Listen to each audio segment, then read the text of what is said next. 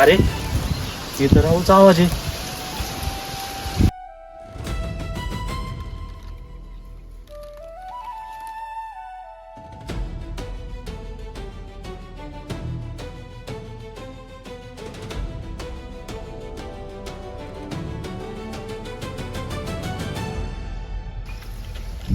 भैया मला नाही का हे म्हणायचं होतं, तुम्ही एवढ्या उन्हात झोपले इथं आणि तुम्हाला ऊन नाही लागत का? मला नुसता परिवार आहे, एक भाऊ आहे, त्याची बायको आहे आणि हसता खेळता परिवार आहे. पण भैया आता अशी मजबुरी की रस्त्यावर येऊन झोपायची वेळ आली. मग तुमचा एवढा घर परिवार आहे, मग तुम्ही असं रस्त्यावर काहून झोपतात? भैया सगळा नशिबाचा खेळ आहे.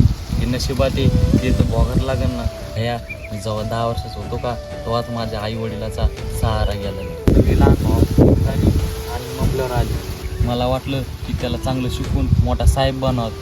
त्याला लय आवड होती बाहेरच्या देशामध्ये शिकायची, पण मी त्यासाठी हे पण केलं. मी आज त्याच्यासाठी घरदार ऐकलं, पण तो आज लय मोठा माणूस झाला.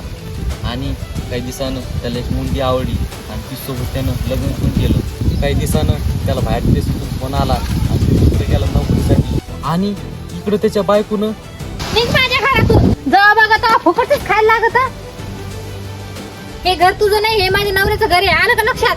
पण पैसे कमवून आणशील का तेव्हाच घरात यायचं. आणि जे तुझं ते भाऊ आहे ना त्याच्या पैशावर फक्त माझा आणि माझाच हक्क आहे. आणि हे घर आहे ना, हे घर फक्त माझं आहे. आणि तुझं ठिकाण तिथं लावायचं का तिथं जाऊन लावायचं आणि परत इकडे वापस पण यायचं नाही. वहिनी वहिनी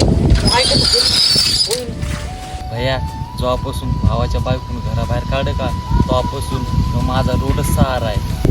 आणि जर तुमचा भाऊ तुमच्या पुढे जर आला तर तुम्ही काय करताल मग? मी त्याचे पाय धरीन, हात जोडून त्याची माफी मागन.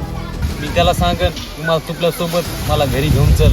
आणि मला इतक्या उन्हामध्ये इथं बस सुद्धा वाटत नाही. जरी त्यानं मला नेलं नाही ना, मी त्याला सराफ नाही देणार, कारण तो माझा भाऊ आहे.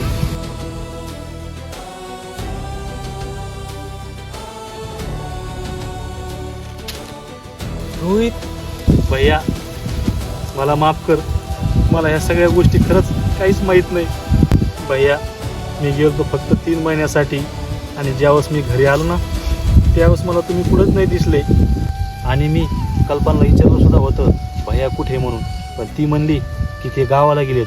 पण मला नव्हतं माहीत तुम्ही इथं अशा परिस्थितीमध्ये म्हणून. भैया आता तुमचा भाऊ आला ना, तुम्हाला आता राहायची काही गरज नाही अशा परिस्थितीमध्ये. मी तुम्हाला आता घेऊन जातो. आणि हा भैया याचा बदला मी नक्कीच कल्पनाकडून घेतो. सगळं ठीक होऊन जाईल. मला माफ करा प्लीज.